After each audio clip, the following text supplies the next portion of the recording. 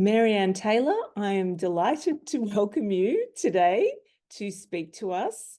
And I might, if it's okay, just introduce you. So you have a PhD in rhetoric and language. You have another degree, a Master of Public Affairs from the university, both from the University of Texas. You're a rhetoric and gender scholar, and your research looks at and challenges dominant discourses of power in the public spheres of American politics, health, and sports communication. That's very broad. And your work is published in lots of different journals, including Women and Language, American Behavioral Scientist, Qualitative Health Research, and the Journal of Health Communication. And you've presented your work. I've witnessed it for myself recently at an international conference. You present your work nationally, internationally, and regionally, looking at the rhetoric of gender, race, and sexuality in sports, health, and politics. You are also the faculty director of a Global Pathway program in Sydney, in Australia, which is an immersive study abroad program that engages communication, leadership, and cultural studies. Marianne, welcome. Thank you. Thank you for having me. I'm excited to speak, not with your group, but to your group through this interview. Fantastic. Excellent. Well, we're delighted to have you. And I thought I would kick off with the question about why you're so drawn to rhetoric as something that's valuable to interrogate in health communication. Oh, sure. I love that in your introduction when you noticed right away to say that's very broad.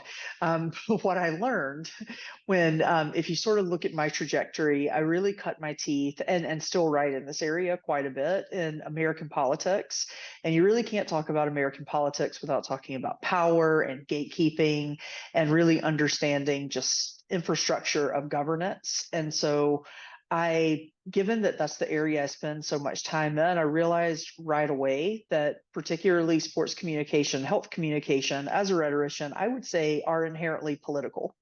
I know that even that is a debatable sort of argument to say that, but my work starts with that premise. And so a colleague came to me a bit ago, let's call it 5-7 years ago, and was working on a project. This would have been an article titled Health Hyperbolism.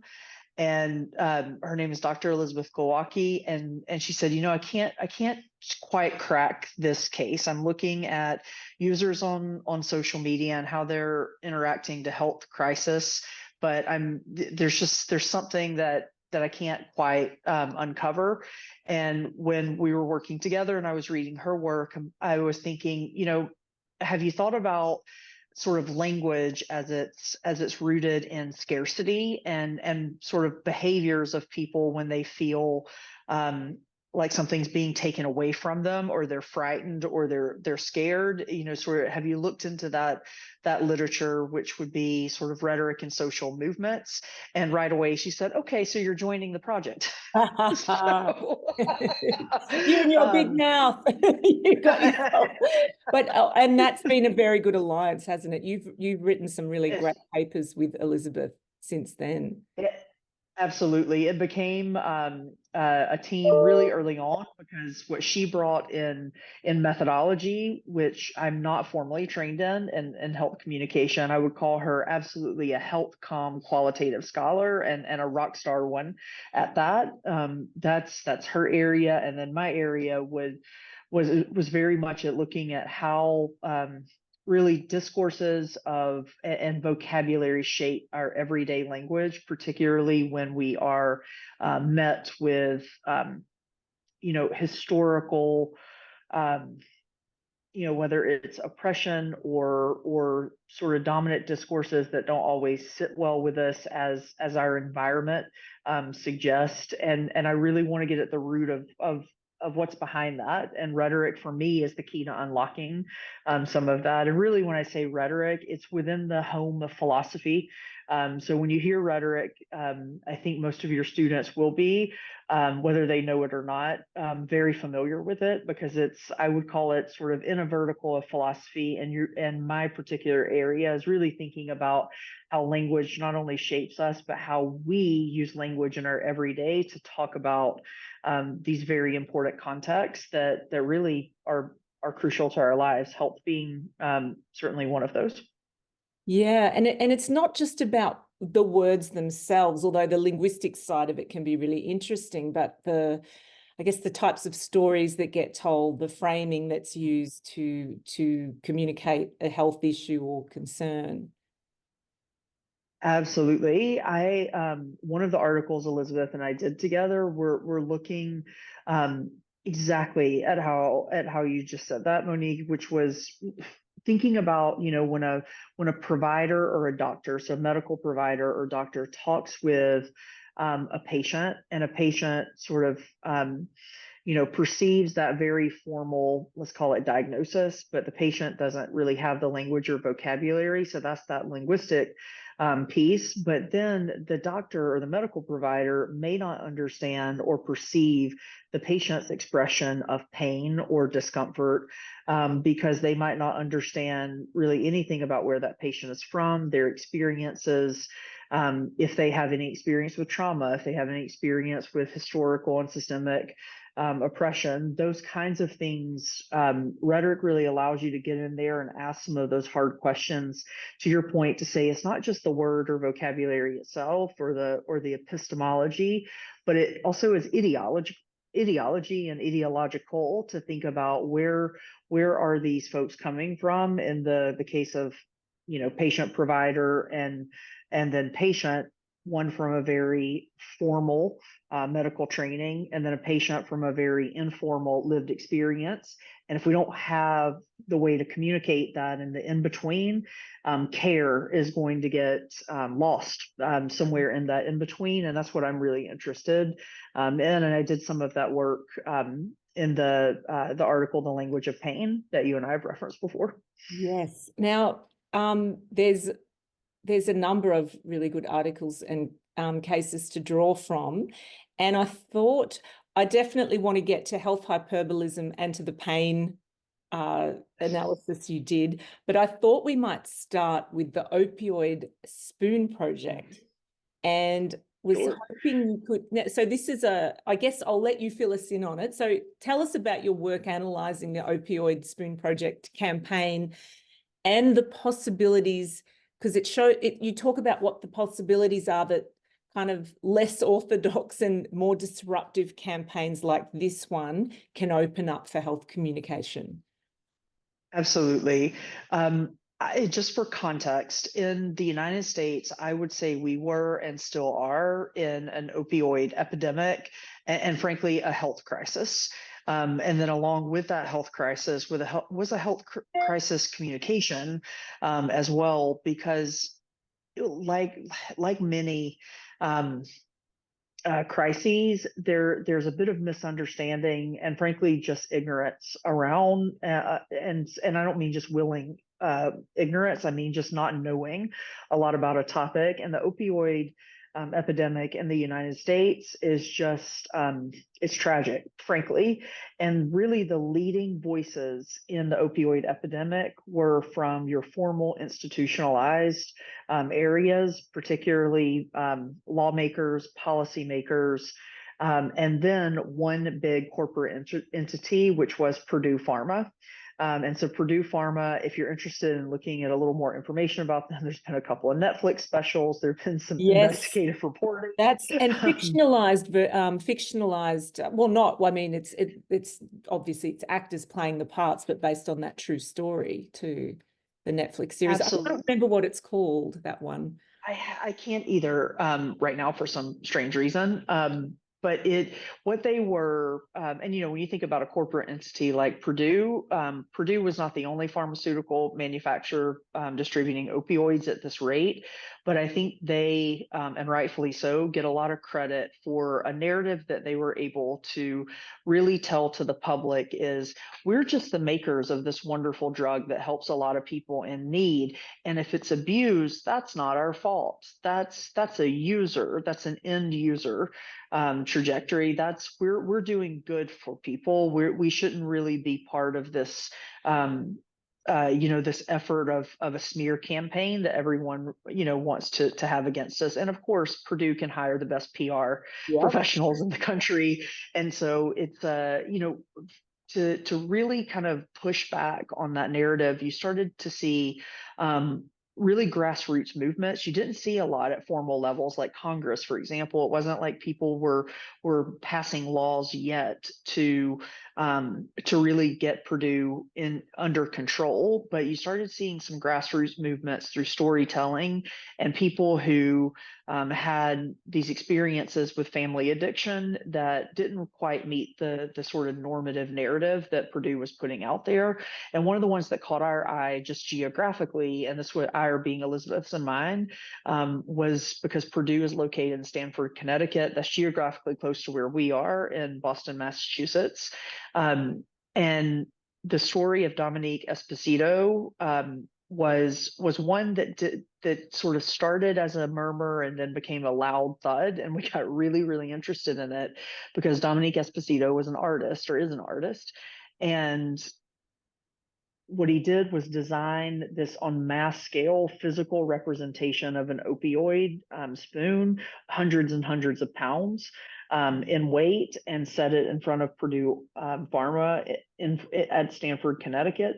And that's really when the first bit of sort of media caught up with that storytelling. And we thought, we want to study Dominique's story because it was fascinating. The Espositos had dealt with addiction. He lost a brother to an opioid addiction that started with pain medication for, a knee injury, or let's call it some sort of injury like that, that escalated because of how addictive opioids are, not part of the story that Purdue was telling, of course. And Dominique started telling his story through art. And Elizabeth and I just thought, this is not in a vacuum. We saw art really taking a really specific agenda and became an important agenda in the COVID epidemic in the United States, seeing how people used art to really inform communities of a pandemic that maybe not all communities knew was such a dangerous pandemic. And in this crisis, particularly with the opioid spoon, we're like, we can use this as a case study to show how grassroots, individual and community efforts through something like public art can tell a story that is disruptive of the Purdue campaign that obviously had legislators and Congress on its side because they were a big pharma company and had the means to do so. And then you see these efforts through in this case, an art installation that said, not so fast. There's this other story to tell, and it has nothing to do with Purdue. In fact, Purdue may be responsible, and we need to tell a story where they're held accountable and where they're held culpable. And so Elizabeth once again said, how do we do that? And how do we do that because obviously I know what the language and health crisis communication looks like. We've done this before, but why is this unique and different? And what we sort of studied this through was a lens of public memory, and public memory is a sort of a foundation rhetorical principle that asks us to really interpret our surroundings as they are, as we interact with space and place, and how sort of monumentality and ceremony and memory can tell stories. And so we thought, what a perfect way to sort of think about how public memory and the installation of this large scale opioid spoon project told a story, not just of Purdue Pharma, but then also how that story would be mediated through newspapers, through social media, especially because, of course, social media kept a close eye on the Opioid Spoon Project movement. But it really was asking the question of, as something with this large scale, what kind of intervention can it make on sort of how Purdue talks about their role in this when everyone who works in that building had to walk past that statue that morning?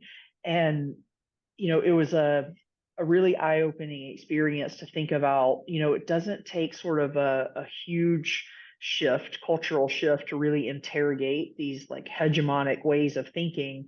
This one artist for this one installation project really asked some hard questions of people who didn't consciously even know that they were sort of participating in what Purdue was putting out there to folks. And I think that's really powerful. It's almost as a consciousness raising experiment to say, hey, everyone at Purdue, do y'all know what you're a part of? It's not just making pharmaceuticals that help people. It's also, in this very specific case, making something that's creating a health crisis in America.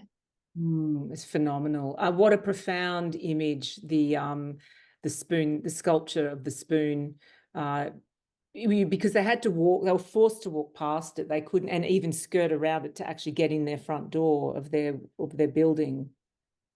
Absolutely. And with a large scale project like that, which he absolutely meant to do, put it there in the middle of the night with, a trailer and hitch, and he sort of knew. We knew because we talked to Dominic, and hopefully one day we'll be able to study sort of his words through interview analysis. But he wanted something large scale enough. So in the United States, the first thing that was going to happen that morning at Purdue is the police were going to be called. And the police were going to be called to come and, first arrest Dominic Esposito, but also remove the opioid spoon. And the first people on site would have been in charge of that so that not everyone had to walk past it. Well, hundreds and hundreds and hundreds of pounds of steel is not something that you can move quickly if you're not prepared to. And so that was part of it as well. Of I want something so invasive and intrusive that you have to see it, you have to reckon with it, you have to walk past it, and it's not something that you can just push out of the way. There's going to have to be an effort to move this, and to know that effort was done by your organization to physically remove this from the property. And in that way, it was really brilliant on his part, because the scale of it itself was so smart because of how it forced the reaction from kind of those institutional figures. And it's prompted ideas for an activity that we'll do this week for looking at, similar, what else could we do this with, in an advocacy sense, when you're looking at some of the major health issues that we face. So yeah, I'll watch this space, Marianne. I'll let you know how we go with Love that. Fantastic case study. I'm wondering if we can move next to talking about fear and Ebola, and talk about what you've called, as you mentioned earlier, health hyperbolism in your paper with Elizabeth Glowacki, that looks at language about the Ebola outbreak across 3 very different social media platforms in the US. Yes. What so much to say. And I'll actually let you guide me, Monique, because I do think it's worth sort of saying here, because to me, a rhetorician in our training is always kind of thinking about, particularly since I do a lot of work in politics as well, what are leading voices saying about certain issues? And that, to me, typically gives me a spidey sense for where I need to be doing work. And in this sense, and probably folks have even heard it, but Barack Obama was our president at the time, and during the Ebola outbreak of it's sort of pre-2016s, obviously we're pre-COVID, and that is why I say there's so much to say, because obviously you could take this lens and now look at it through COVID as well. But President Obama at the time said, I'm afraid of a lot of things because as president, you have that information. But what I'm most afraid of, which of course we did see in 2020, is a pandemic that we can't get control of because our geography, our ideology, just people are too different and are going to respond to something like that in different ways. And again, that spidey sense, I was like, I actually kind of want to look into this and why people on a large scale. So we can get into which kinds of communities and which kind of people we're talking about, but sort of why this hesitancy to believe, who are supposed to be the smartest people in the room. And for the United States, that's the CDC, or the Centers for Disease Control. And sort of what are people's apprehension of really trusting and believing kind of information as it's coming in. One of the things we were finding in our work and on these mediums, obviously social media just demands immediacy, just posting as fast as possible, no matter how accurate it is. And what you're going to find with institutions like a Center for Disease Control, or even in the case of our paper, the White House, they weren't tweeting anything. So when Twitter was Twitter, they weren't tweeting anything until it was fact. And obviously, if you're fact checking, that takes time. And sort of, I think they thought they were doing a service to the public of we're giving real-time information about what could be an Ebola outbreak in the United States, but we're doing it responsibly instead of quickly so that you have all of the accurate information.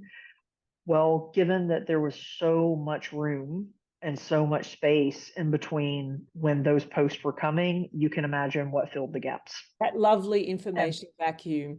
Yeah. That vacuum where all of a sudden everybody becomes an epidemiologist, or everybody has I saw this, I read this, and that's really and then of course you have sort of the folks, and in our case and in our paper, that was the Alex Jones show, who at least in the United States, I'm not sure how much beyond those borders, is a, frankly, let's call it what it is, a conspiracy theorist. But a conspiracy theorist. Okay. Yes.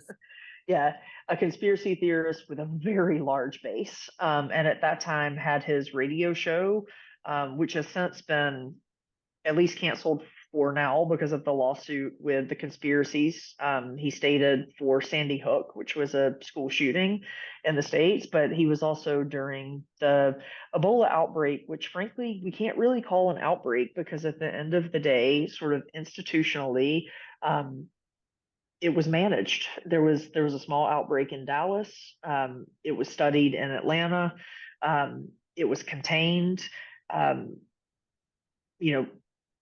Proportionally, sort of the fallout from the outbreak was minimal. And in this way, the government did well. How many times were we able to say that? Like when you look at the facts of the Ebola outbreak in the United States, the government did everything they should have done. Mm-hmm. But it was still largely considered a failure when you look at social media response. And we were just really interested in why that was and what that looked like. And that's when we started asking questions in our papers to say, what are the motivations of driving these narratives and the storytelling when really there's no like functional expertise just by the average user in epidemiology, but just the truth, the perceived truth telling of people, whether it was Alex Jones or others, about an issue that they clearly had no access to knowing the facts to. It was interesting and frankly scary. And then fast forward to 4 years, and then we saw that on a mass scale with COVID, and to watch that unfold was not surprising to me at all. In fact, some people were like, you're having a very cynical response to this. It's like, I don't know that it's cynical because we studied the 2016 Ebola outbreak, and it looks very familiar times 10. It's not surprising. Yes. And I think the reason that we study things like this, you and I are always thinking about if we can give information or get information into the hands of students and really the anyone who has a bigger and bolder vocabulary about sort of the function of all of this language, maybe we can prevent it again. That's the optimistic approach. Yeah, you have Of to be a bit optimistic, but yeah, but we do become very cynical about it. I think it's also because we know how something that might have, imagine you have a chief health officer who's fairly new to the job, but been put in the spotlight really early, and they might just say something that they had thought about deeply before they said it, and then that suddenly becomes the headline news and might generate a lot of panic. And we did have that in Australia with a couple of issues, particularly with the AstraZeneca vaccine, some of the Mhm. complications from that. Yeah. I absolutely saw some similarities. I remember thinking to myself when I saw the numbers, because of course we were looking into that because I have family in Australia. So when vaccines became available, of course in my mind was like, what are you taking? Do you know what you're taking? Do you know what the risks are? And those were the questions, but it was fueled by some of this. I need to do my own research about what's happening on AstraZeneca, because when of course I looked at those numbers, I'm like, those numbers are not too different than what we're seeing, obviously, but because of population and size, it looks much more.